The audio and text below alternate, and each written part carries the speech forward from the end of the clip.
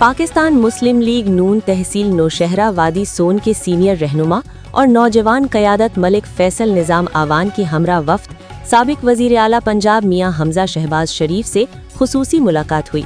मुलाकात में पार्टी उमूर के अलावा वादी सोन में मुस्लिम लीग नून के उमूर से मुताल्लिक बातचीत हुई। हमजा शहबाज शरीफ ने वफ़द से बात करते हुए कहा कि मुस्लिम लीग नून ही इस मुल्क का सरमाया और तामीर व तरक्की की ज़ामिन है, इसलिए तमाम कारकुनों को पार्टी को मजबूत बनाने के लिए मिलकर काम करना होगा और कायदे पाकिस्तान मियां नवाज शरीफ के तामीर व तरक्की के प्रोग्राम को आगे लेकर जाना होगा। मलिक फैसल निज़ाम आवान ने बात करते हुए कहा कि वादी सोन में जल्द अज जल्द पार्टी की तंजीम साजी को सियासी कारकुनों की मुशावरत से मुकम्मल किया जाए और पंजाब में जारी वज़ीर आला पंजाब मरियम नवाज के इनकलाबी प्रोग्राम को अवाम तक पहुँचाया जाए।